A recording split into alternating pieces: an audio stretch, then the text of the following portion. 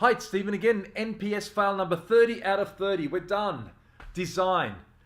Design is now at the beginning. We're going right back to the beginning of this whole process in terms of how you design your NPS study or any survey.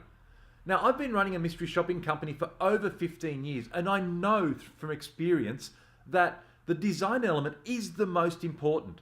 Now, you might think to yourself, now hang on, Net Promoter Score, it's the same question. It's always asked the same way. What design element is there to it? Well, there are two parts. There's more than one. There's the hard physical part of it, and there's the softer part. Now, the hard physical part can either be a piece of paper or it can be a physical machine that you use to collect the data.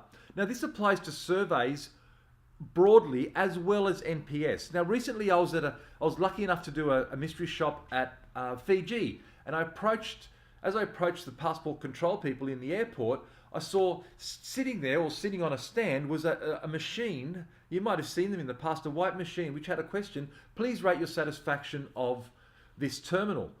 And I thought, well, that's interesting. It had buttons like it had a red, an orange, a yellow, and a green button. Makes kind of sense. Well, not really, because it was at passport control, so that's not a really logical place to put it, and because I haven't experienced the whole airport yet. However, what was interesting was that there were these little kids in front of me, and they were there with their parents. While the parents are getting their passports checked, the kids are there playing like whack-a-mole on these buttons. I'm thinking, wow, well, there you go. There's some good data.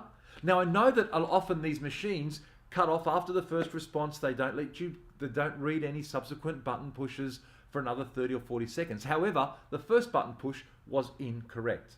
Now, you also see design faults in how these are collected in paper, how they're physically, the actual call it a vote is actually collected and handled, and whether they're subject to manipulation. There's a lot that goes on with this physical collection of the data. So be very careful how you do that. The second part is the softer part.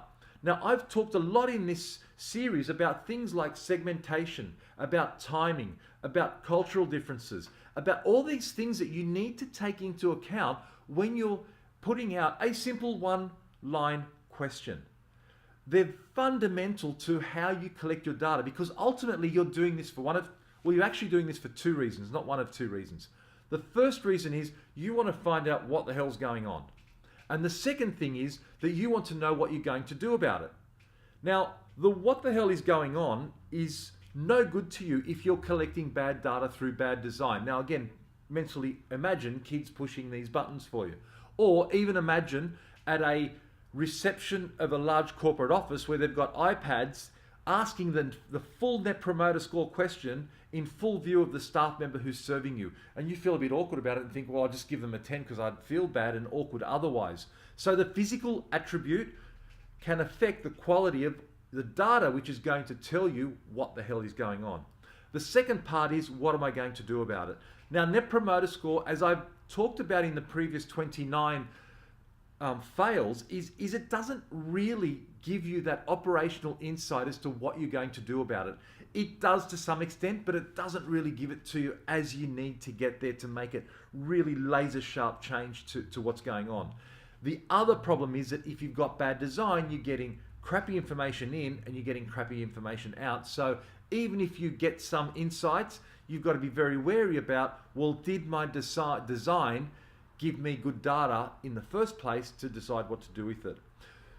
All wrapped up. Thanks very much for staying tuned for all 30 of these NPS fails. More to follow.